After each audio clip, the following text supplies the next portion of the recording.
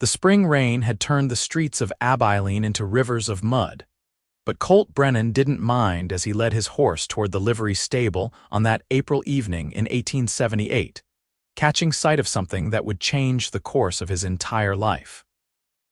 Behind the Silver Star Saloon, crouched low in the fading light, was a woman in a worn blue dress, her dark hair escaping from its pins as she carefully divided scraps of meat among 4 mangy dogs who pressed close to her with desperate affection. Colt stopped mid-stride, his boots sinking into the muck as he watched her gentle hands stroking each dog's matted fur, speaking soft words he couldn't quite hear from this distance. The dogs were clearly strays, their ribs showing through patchy coats, and the woman looked barely better off herself, though there was something refined in the way she moved, something that spoke of better days. She couldn't have been more than 23 or 24, and even in the dim light, Colt could see the kindness radiating from her like warmth from a campfire. One of the dogs, a brown mutt with 3 legs, whimpered and pressed its head against her palm.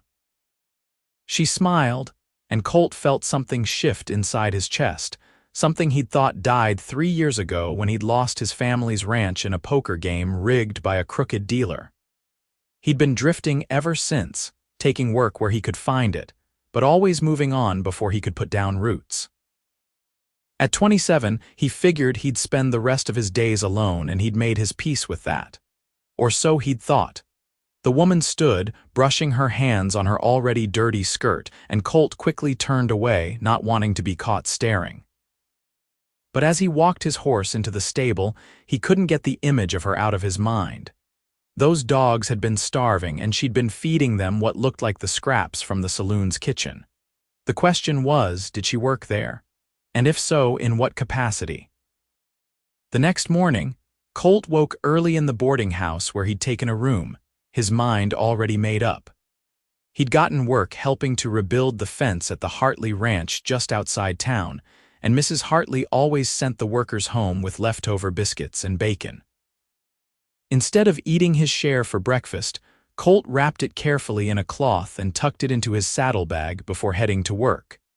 The day dragged on forever as he pounded posts into the hard prairie soil, his thoughts constantly wandering to the woman behind the saloon. Would she be there again tonight? Did she feed those dogs every evening, or had last night been a one-time act of charity? And why did he care so much about the answer? By the time the sun started its descent toward the horizon, Colt had worked himself into a state of nervous anticipation that felt foreign and uncomfortable. He collected his pay for the day along with another generous packet of food from Mrs. Hartley, a kind widow in her 50s who seemed to understand hunger in a way that suggested she'd known it herself once. "You eat that tonight, you hear?" she told him, pressing the warm bundle into his hands. "A working man needs his strength." "Yes, ma'am," Colt said, feeling only slightly guilty about his true intentions for the food. As he rode back into Abilene, the sun painted the sky in shades of orange and pink, and Colt's heart began to hammer in his chest like he was riding into a gunfight instead of just hoping to see a pretty woman again. He left his horse at the stable, paying the boy who worked there an extra nickel to give her a good rub-down, and then made his way toward the back of the Silver Star Saloon, the packet of food clutched in his hand. She was there. Relief and terror flooded through Colt in equal measure as he spotted her in the same place as the night before, this time with 5 dogs gathered around her. She was dividing up what looked like stale bread and some kind of gravy, and the dogs were eating like they hadn't seen food in days. One of them probably hadn't. Colt cleared his throat and the woman's head snapped up, her eyes wide with alarm. They were green, he noticed, the color of new grass after rain, and they were regarding him with understandable wariness. A woman alone in an alley behind a saloon had every reason to be cautious of strange men. "I'm sorry to startle you, ma'am," Colt said quickly, holding up the packet of food. "I saw you feeding these dogs last night, and I thought maybe you could use some extra scraps. Mrs. Hartley over at the ranch always gives us more than we can eat, and it seemed a shame to waste it." The woman's expression shifted from alarm to surprise, then to something that might have been gratitude mixed with suspicion. "You brought food for the dogs." "Yes, ma'am, if you'll have it." Colt took a tentative step closer, keeping his movements slow and non-threatening. The three-legged dog from last night limped over to sniff his boots, tail wagging hopefully. A smile tugged at the corners of the woman's mouth, transforming her tired face into something luminous. "That's very kind of you, Mr. Brennan, Colt Brennan, and it's no trouble at all, I promise." He knelt down, unwrapping the cloth to reveal the biscuits and bacon, and the dogs immediately swarmed him, their noses working overtime. The woman laughed, a sound like music, and moved closer to help him distribute the food evenly among the hungry animals. "I'm Abilene Ashford," she said as they worked side by side. "Most people call me Ellie. And these are my friends, though I'm afraid I haven't settled on proper names for all of them yet. Pleased to make your acquaintance, Miss Ashford." Colt found himself grinning like a fool as the three-legged dog licked his hand gratefully. "This one here seems particularly friendly." "That's lucky. I know it seems like a cruel joke given his condition, but he really is the luckiest of the bunch.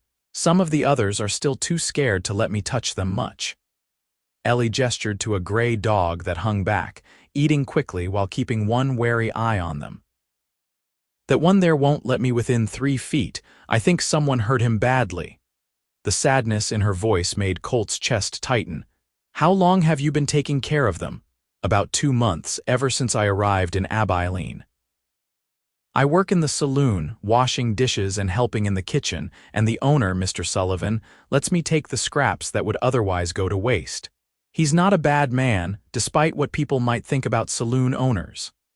Ellie's cheeks colored slightly. "I want to be clear that I'm not one of the girls upstairs. I just work in the kitchen." "I didn't assume anything, Miss Ashford," Colt said gently, though he felt relieved to have it clarified. Not that he would have judged her either way, but it made things simpler. "You're doing a good thing here. Most folks would just let these dogs starve or shoot them as nuisances. I couldn't stand by and watch them suffer. Animals are innocent, you know. They don't deserve cruelty just because life has been hard on them." Ellie scratched Lucky behind the ears, her expression distant. "I suppose I feel a kinship with them. I know what it's like to be alone and hungry in a place that doesn't want you." The raw honesty in her words struck Colt like a physical blow. "Where are you from originally, if you don't mind my asking?" "Philadelphia. My father was a banker, and we lived in a fine house with servants and all the comforts money could buy." Ellie's voice went flat, and she didn't meet his eyes as she continued. "Then he made some bad investments, and when those failed, he made worse ones trying to recover the losses. He shot himself in his study 2 years ago, and my mother followed him 6 months later. The doctors said it was her heart, but I think she just couldn't bear living without him. After the debts were settled, there was nothing left. No house, no money, no family who wanted to take in a poor relation, so I came west looking for work and a fresh start." "I'm real sorry for your losses, Miss Ashford. That's a heavy burden for anyone to carry." Colt wished he had better words, something that could ease the pain he saw flickering in those green eyes, but he'd never been good with flowery speeches. "Thank you, and please call me Ellie." She finally looked up at him, and there was something searching in her gaze, as if she was trying to determine whether he was sincere or just being polite. "What about you, Mr. Brennan? What brings you to Abilene?" "Just Colt, please. And I'm a drifter, I suppose you'd call it. I go where the work is, stay as long as the money lasts, then move on." He shrugged, uncomfortable with talking about himself but wanting to give her something real in return for her honesty. "I had a family ranch once down in Texas, but I lost it in a card game. My own fault for being young and stupid and thinking I couldn't be cheated. Been wandering ever since." "That must be lonely," Ellie said softly, and the understanding in her voice told him she knew exactly how lonely it was. They sat in companionable silence for a while, watching the dogs finish their meal and settle down in a loose circle around them. The sun had fully set now, and the sounds of the saloon were picking up, piano music and laughter drifting out through the walls. Colt knew he should probably head back to his boarding house, but he was reluctant to leave this moment, this connection he'd stumbled into with a stranger who somehow didn't feel like a stranger at all. "Will you be here tomorrow?" The question was out of his mouth before he could think better of it. Ellie smiled and it lit up the darkness. "I'm here every evening around this time. The dogs expect me now. Then I'll bring more food if that's all right with you." "I'd like that very much, Colt." And so began a ritual that would define the next several weeks of both their lives. Every evening, after finishing whatever work he'd found for the day, Colt would appear behind the Silver Star Saloon with packets of food from Mrs. Hartley or biscuits he'd bought from the bakery or scraps he'd begged from the restaurant down the street. Ellie would already be there, and together they'd feed the growing number of dogs who had learned that this was a safe place, a place where kindness lived. As the days passed, they talked about everything and nothing. Ellie told him about growing up in Philadelphia, about the parties and the beautiful dresses and the young men who had courted her before her father's disgrace. She spoke without bitterness, simply sharing pieces of a life that felt like it had belonged to someone else. Colt talked about his childhood in Texas, about learning to ride before he could walk properly, about his mother's laugh and his father's strong hands, and about the sister he'd lost to fever when she was only 10 years old. They discovered they both loved thunderstorms and hated oysters.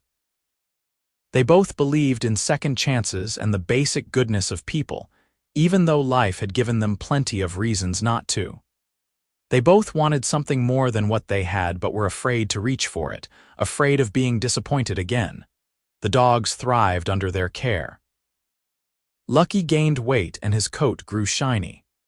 The gray dog, whom Ellie had named Shadow, eventually let her touch him, and one memorable evening he actually wagged his tail.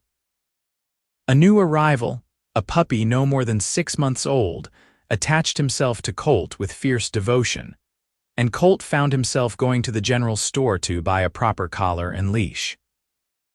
"You're going to end up adopting that one," Ellie teased as she watched Colt wrestle playfully with the puppy whom they'd named Scout. "Can't keep a dog," Colt protested, but there was no conviction in his voice. "I'm always moving on, wouldn't be fair to him." "Maybe it's time to stop moving on," Ellie said quietly, and when Colt looked up at her, he saw his own hopes reflected in her eyes. The truth was, Colt had started looking for more permanent work in Abilene. He talked to the foreman at the Hartley Ranch about a full-time position, and the man had seemed interested. The boarding house owner had mentioned that one of her long-term residents was moving out, and Colt could have the room at a reduced rate if he was planning to stay a while.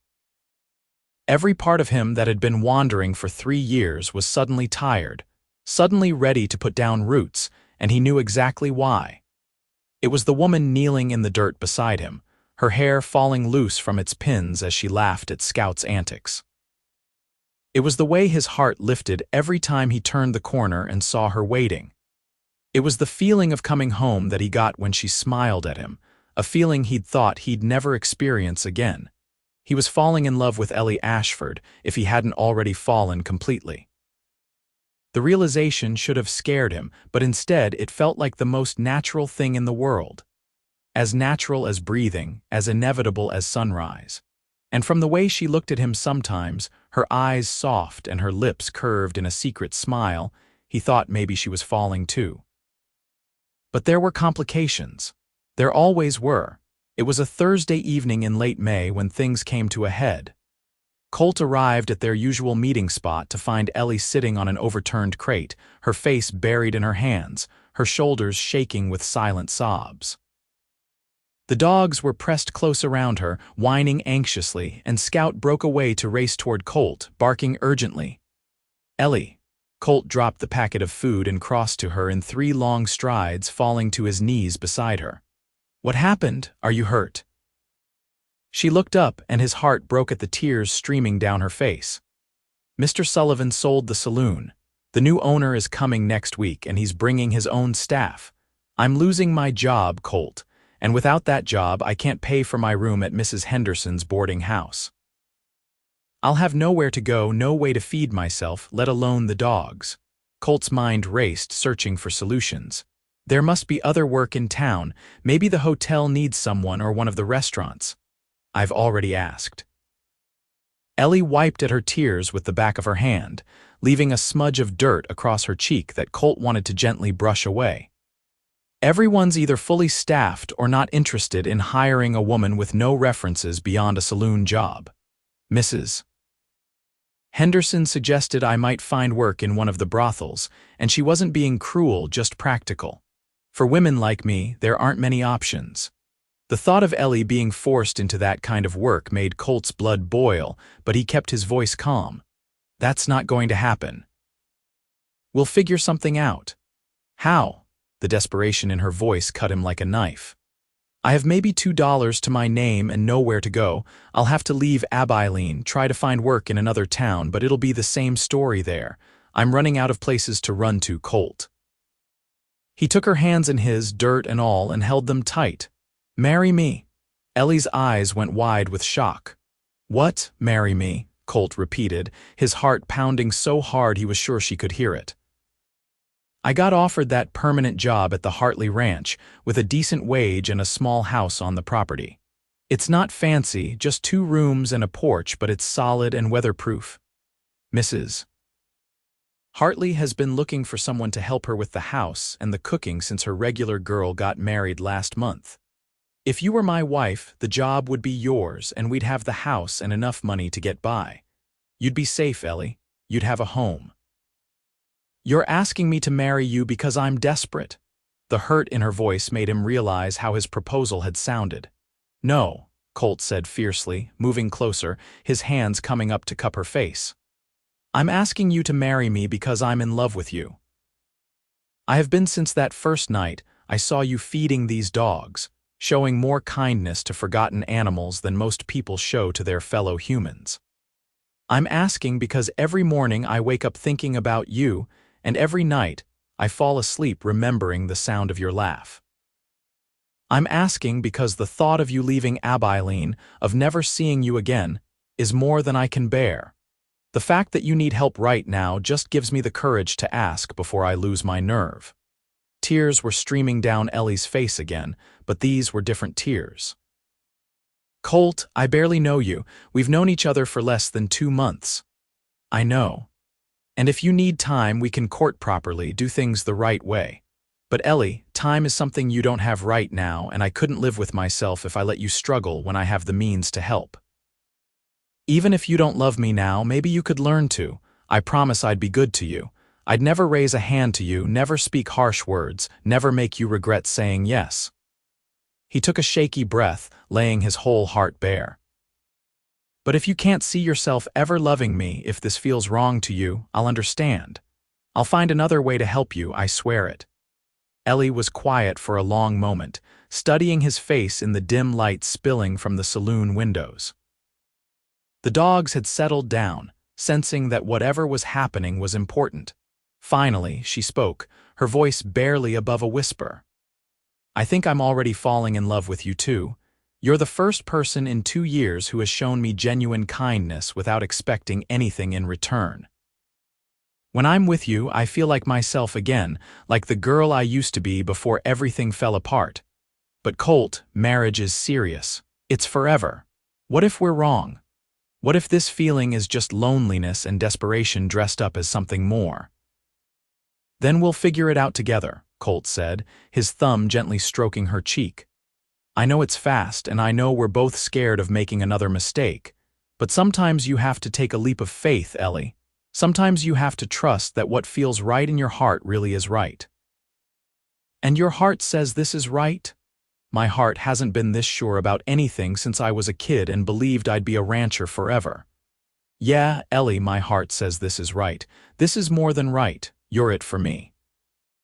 She closed her eyes and he watched emotions play across her face like clouds across the sky.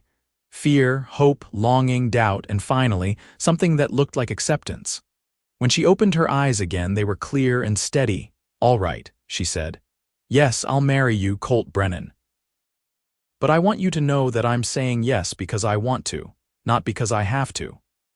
I'm saying yes because these past weeks have been the happiest I've been in years, and I want to see where this could go. I'm saying yes because I believe you when you say you love me, and because I think I could love you too if you give me the chance." Joy exploded in Colt's chest, so intense it almost hurt. He pulled Ellie to her feet and into his arms, holding her tight against him, breathing in the scent of her hair and marveling at how perfectly she fit against him. "You won't regret this, I swear it. I'm going to spend every day proving that you made the right choice." "Just love me," Ellie murmured against his chest. "That's all I need." "That's the easiest promise I'll ever make." They were married 3 days later by the circuit preacher who happened to be passing through Abilene. Mrs. Hartley served as a witness, along with the baker's wife who had been kind to Ellie when she first arrived in town.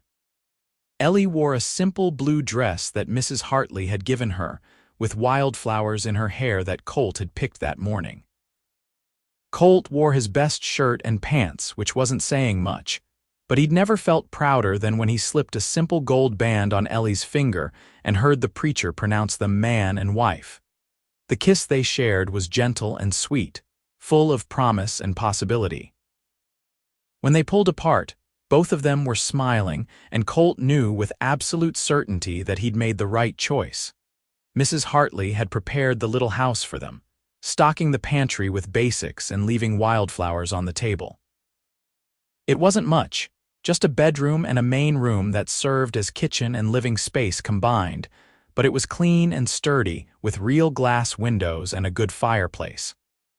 To Colt, who had been living in boarding houses and bunkhouses for 3 years, it was a palace. To Ellie, who had lost everything, it was home. That first night they sat on the porch steps with Scout between them, watching the stars come out. The other dogs had followed them from town, and Lucky lay at Ellie's feet, his tail thumping contentedly. Shadow watched from a safe distance, not quite ready to come closer but not wanting to leave either. "What do we do about them?" Ellie asked, gesturing to the dogs. "We can't keep all of them, but I can't stand the thought of abandoning them either." "We'll figure it out," Colt said, taking her hand and lacing their fingers together. "Maybe we can find homes for some of them." Mrs. Hartley mentioned that her neighbors, the Thompsons, just lost their old dog and might be ready for a new one. "And I already talked to the foreman about keeping Scout with me during the day. He said as long as the dog doesn't spook the horses, it's fine." "You did all that already?" Ellie looked at him with such warmth in her eyes that Colt felt his cheeks heat. "I knew they were important to you, so they're important to me." She leaned her head on his shoulder, and they sat in comfortable silence as the night deepened around them. Colt couldn't remember the last time he'd felt this kind of peace, this sense of rightness. He'd spent 3 years running from his past, from his mistakes, but maybe that had all been leading him here to this moment, to this woman. "Colt," Ellie's voice was soft, almost tentative. "Yeah, I'm glad you brought those scraps that night. I'm glad you saw me feeding the dogs and decided to help instead of just walking away." He pressed a kiss to the top of her head. "I'm glad too. Best decision I ever made." The next few months passed in a blur of work and discovery as they learned to be husband and wife. Ellie threw herself into helping Mrs. Hartley with the household, and the older woman quickly came to depend on her, praising her cooking and her efficiency. Colt worked hard at the ranch, proving his worth and earning the respect of the other hands. In the evenings, they'd return to their little house, often accompanied by one or more of the dogs, and they'd share the details of their day over simple suppers. They were cautious with each other at first, both aware that they'd rushed into marriage and unsure of how to navigate this new relationship. But gradually, the awkwardness faded. They learned each other's habits and preferences, their moods and quirks. Colt discovered that Ellie sang while she worked, old songs from her childhood that she claimed she'd forgotten, until they suddenly spilled out. Ellie learned that Colt liked to read in the evenings, slowly working his way through borrowed books by lamplight, his lips sometimes moving as he puzzled out harder words. They found homes for 3 of the dogs, carefully vetting each family to make sure the animals would be loved and cared for. Lucky stayed with them permanently, his 3-legged gait becoming a familiar sight around the ranch. Shadow remained semi-wild, accepting food but keeping his distance, and they let him be, understanding that some wounds took longer to heal than others. Slowly, carefully, they built a life together. They built trust. And yes, they built love, though it was a quieter, steadier love than the passionate whirlwind Colt had imagined when he was younger. This was better, he thought. This was real. It was a warm July evening when everything shifted. They'd been married for almost 3 months, and Colt had just finished reading aloud from a book of poems Ellie particularly enjoyed. She sat across from him at their small table, mending one of his shirts by lamplight, and when she looked up, there was something in her eyes that made his breath catch. "Come here," she said softly, setting down her sewing.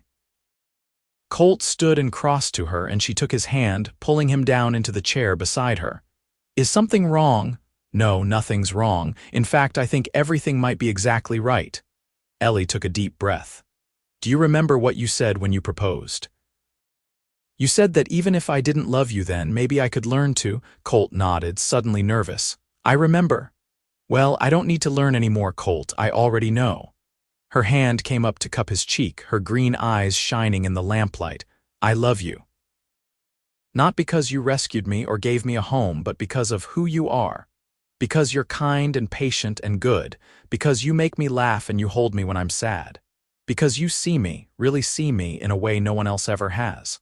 I love you, and I wanted you to know." The words unlocked something in Colt's chest, something he hadn't realized he'd been holding tight. He'd been so afraid that Ellie would regret marrying him, that she'd wake up one day and realize she'd settled for less than she deserved. But here she was, looking at him like he'd hung the moon, telling him she loved him. "I love you too," he said, his voice rough with emotion. "So much it scares me sometimes. You're everything, Ellie. You're my whole world." When he kissed her this time, it was different from their wedding kiss or the gentle pecks they'd exchanged in the weeks since. This kiss was deep and real and full of promise.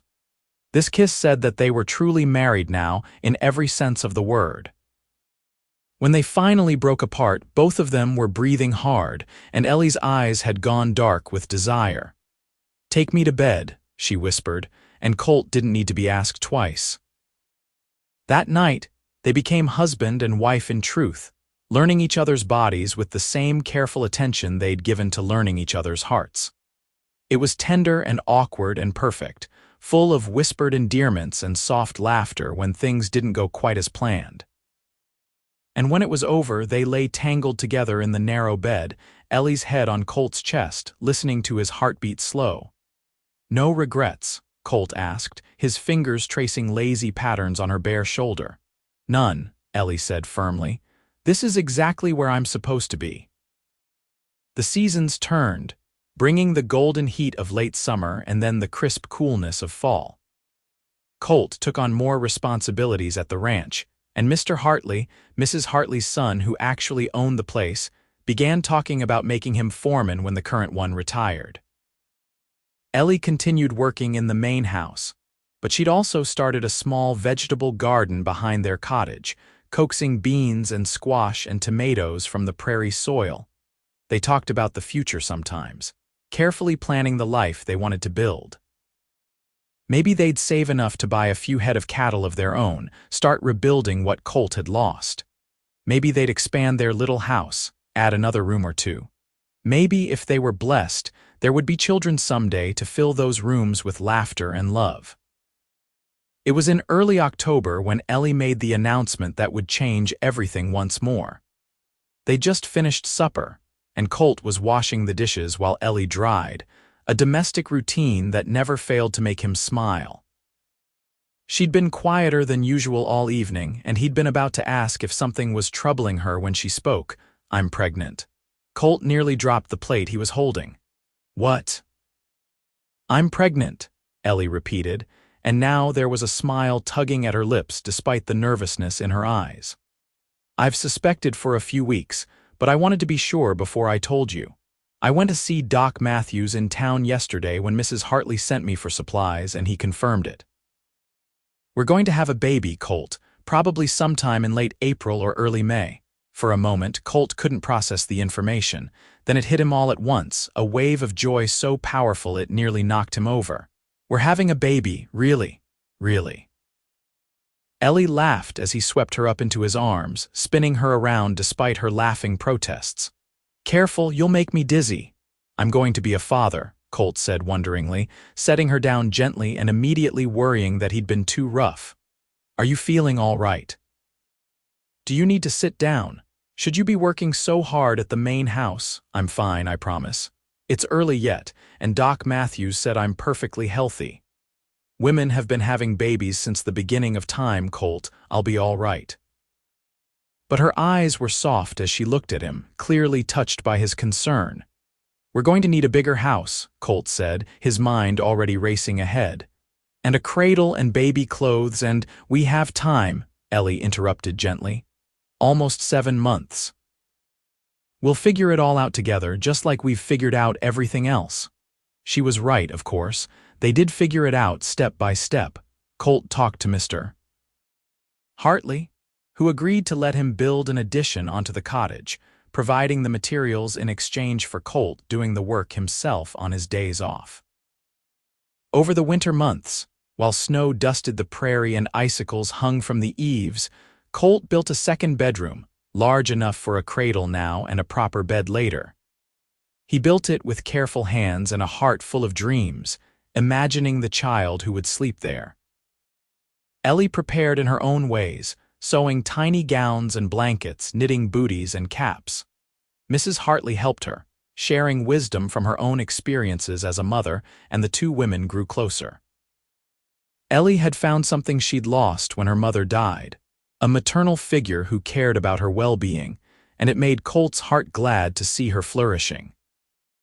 As winter gave way to spring, Ellie's belly swelled with new life, and Colt found himself constantly amazed by the miracle growing inside his wife. He'd talk to the baby at night, his hands splayed across Ellie's stomach, telling stories and making promises. He promised to be a good father, to be patient and kind, to teach the child everything he knew about horses and the land. He promised to love this baby with everything he had, the way his own father had loved him. The baby was born on a warm night in late April, arriving with the same determination its mother possessed. Doc Matthews was there, along with Mrs. Hartley and her daughter-in-law, and Colt paced outside on the porch, wearing a path in the wood while Ellie labored inside. Lucky stayed with him, a steady presence, and Scout whined anxiously, picking up on his master's distress. When the first cry pierced the night air, thin and strong, Colt felt tears spring to his eyes. He was a father. He had a child. The miracle of it was almost too much to comprehend. Mrs. Hartley came out onto the porch, her face wreathed in smiles. You can come in now. Both mother and baby are doing fine. Colt practically ran into the house, his heart in his throat. Ellie lay in their bed, looking exhausted but radiant, her hair damp with sweat and her eyes shining with tired joy. And in her arms, wrapped in one of the blankets she'd made, was the tiniest human being Colt had ever seen. Come meet your son, Ellie said softly, and Colt crossed to the bed on shaking legs. A son. He had a son. The baby was red-faced and wrinkled, with a shock of dark hair and tiny fists that waved in the air. When Colt reached out a tentative finger, those impossibly small fingers wrapped around it with surprising strength, and Colt felt his heart crack wide open. He's perfect, Colt whispered, his voice thick with emotion. Ellie, he's absolutely perfect. Do you want to hold him? Ellie asked, and at his eager nod she carefully placed the baby in his arms. Colt had handled newborn calves and foals, had bottle-fed orphaned kittens, but nothing had prepared him for the weight of his own child in his arms. The baby stared up at him with unfocused blue eyes, and Colt felt the weight of responsibility settle over him like a mantle. This tiny person would depend on him for everything, would look to him for guidance and protection and love. It was terrifying and exhilarating in equal measure. Hello, little one, Colt murmured. "I'm your pa, and I promise you I'm going to do my best to make you proud." They named him James, after Colt's father, and settled into the chaotic rhythm of life with a newborn. Ellie was a natural mother, patient and nurturing even when exhausted from sleepless nights. Colt helped as much as he could, walking the floor with James when he was fussy, changing diapers without complaint, and marveling at every milestone, no matter how small. Mrs. Hartley had told Ellie to take as much time as she needed before returning to work, and Mr. Hartley had given Colt a raise to help make up for the lost income. The whole ranch seemed to have adopted the little family, with the hands stopping by to bring gifts and advice, and Mrs. Hartley visiting almost daily to coo over the baby. As James grew from a tiny newborn to a chubby infant, Colt watched his wife blossom into motherhood and felt his love for her deepen even further. She was everything he'd ever wanted and more than he'd dared to dream of, and he thanked whatever providence had led him to that alley behind the Silver Star Saloon on that rainy April evening 2 years ago. The years rolled by with the steady rhythm of ranch life. James grew into a sturdy toddler with his mother's green eyes and his father's dark hair, trailing after Colt whenever he was home and helping Ellie in the garden with more enthusiasm than skill. Lucky became his constant companion, patient with being used as a pillow and tolerating having his ears pulled with good grace. When James was 3, Ellie announced she was pregnant again, and 9 months later, a daughter joined their family. They named her Mary, after Ellie's mother, and she had her father's blue eyes and a temperament that was already showing signs of being as strong-willed as her mother. James adored his little sister, bringing her treasures from his explorations and singing her the lullabies Ellie had taught him. Colt was named foreman when the old foreman retired, and with the increased wages, they were finally able to start buying cattle of their own. Mr. Hartley allowed them to graze on ranch land in exchange for Colt's continued work, and slowly, steadily, they built up a small herd. It wasn't much, not compared to what Colt had lost all those years ago, but it was theirs. Earned through hard work and careful planning, on James's 5th birthday, Mr. Hartley made them an offer they couldn't refuse. He was getting older and wanted to spend more time with his own grandchildren in St. Louis. If Colt and Ellie were interested, he'd sell them a portion of the ranch at a price they could manage, with generous terms that would allow them to pay it off over time. "This land needs someone young to look after it," Mr. Hartley said as they stood on the porch of the main house, looking out over the rolling prairie. "Someone who loves it the way you do, Colt. I can't think of anyone I'd rather see take over." It took them 5 years to pay off the debt, 5 years of hard work and careful budgeting and occasional setbacks. But in the summer of 1888, 10 years after Colt had first seen Ellie feeding stray dogs behind a saloon, they made the final payment and the land was truly theirs. They celebrated that night with a simple meal on their expanded porch, the one Colt had built with his own hands, now overlooking land that belonged to them. James, now 10 and already showing promise as a horseman, raised his glass of milk in a toast. Mary, 7 and full of mischief, giggled and clinked her glass against her brother's. And Ellie, her hand in Colt's, smiled with a contentment that made her more beautiful than ever. "To new beginnings," Colt said, squeezing her hand. "To the life we built together," Ellie added. They drank their toast as the sun set over their land, painting the sky in shades of gold and pink. Scout, gray-muzzled now but still loyal, lay at Colt's feet. Lucky had passed the previous winter, peacefully in his sleep, but his memory lingered in the form of his children, several of whom had stayed on the ranch. Even Shadow, who had never fully tamed, could sometimes be spotted watching from the hills, a reminder of where they'd started. Later that night, after the children were asleep and they lay in bed together, Ellie traced the lines of Colt's face with her finger. "Do you ever regret it?" she asked softly. "Marrying me so quickly, giving up your freedom to take on a desperate woman and her stray dogs?" Colt caught her hand and pressed a kiss to her palm. "Not for a single second. You're the best thing that ever happened to me, Ellie Brennan. You and those kids in there and this life we've built. I'd do it all again in a heartbeat. Even the sleepless nights and the dirty diapers and the time Mary cut her own hair, Colt laughed quietly. Even all of that, especially all of that. Good, Ellie said, snuggling closer. Because I wouldn't trade this for anything either. Not the fancy house I grew up in, not the life I thought I'd have before everything changed. This is better, Colt. This is real. This is home, Colt agreed, wrapping his arms around her. The years continued to pass in a blur of seasons and celebrations. James grew tall and strong, eventually courting and marrying the daughter of a neighboring rancher, bringing her home to the ranch and starting a family of his own in a house they built on the far side of the property. Mary proved to have a gift with horses that rivaled her father's, and she shocked the community by announcing she had no intention of marrying, preferring instead to focus on breeding and training horses.